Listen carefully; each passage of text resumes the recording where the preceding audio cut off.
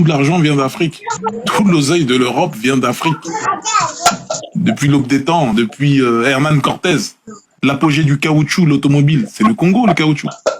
L'apogée du cuivre, hein, la Seconde Guerre mondiale, c'est le Congo, encore une fois.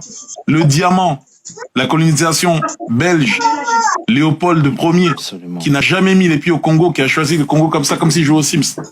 Encore le Congo. Aujourd'hui, le coltan, qui permet de faire des écrans, les ordinateurs, la mémoire. Le Congo. Et là, on découvre encore des matières.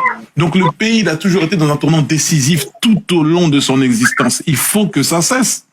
Il faut que ça s'arrête. On ne peut pas tuer des Congolais comme ça, comme si c'était rien du tout. Il y a un génocide, un massacre au Congo depuis trop longtemps. Et pourquoi tout ça? Pour les matières premières.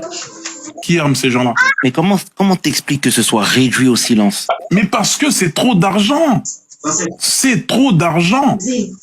Tu t'imagines si ce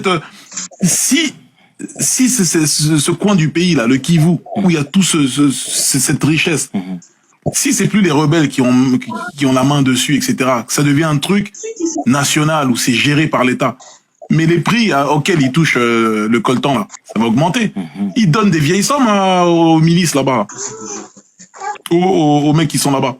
Le mec, il est là avec sa mitraillette, il allume tout le monde. Il va prendre, tiens, toi, prends 2 millions de dollars, tiens, 3 millions, sors-nous tant de tonnes, machin, ils en demandent pas plus. Mais une fois que ça va être quelque chose de géré par l'État, tous ces chefs d'État, toutes ces puissances ne vont plus toucher le coltan au même prix. Donc pour eux, l'instabilité du pays, ça les arrange. L'Afrique a inspiré tout le monde.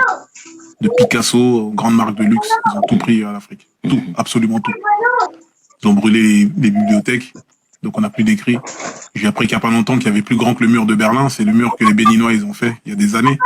Donc on a déjà fini le jeu en vérité. Mais on a effacé notre historique, on a tout brûlé. Donc aujourd'hui, moi mon combat, c'est que je ne comprends pas, je n'accepte pas qu'aujourd'hui un pays comme le Congo, comme le Mali, soit dans un tel niveau de précarité quant à la nourriture. Comment on peut ne pas manger aujourd'hui en 2023 avec le gaspillage? Tu vois? Aujourd'hui, les Africains, ils en ont marre. Ils sont fatigués. T'as bien vu au Congo, ils ont carrément tagué l'ambassade, le consulat de France, etc. Bien sûr. Les gens en ont marre. C'est difficile en Afrique. Et là, en France, on commence à se retrouver, pour certaines familles, dans des situations comparables à celles des Africains. Tu vois? Donc c'est terrible.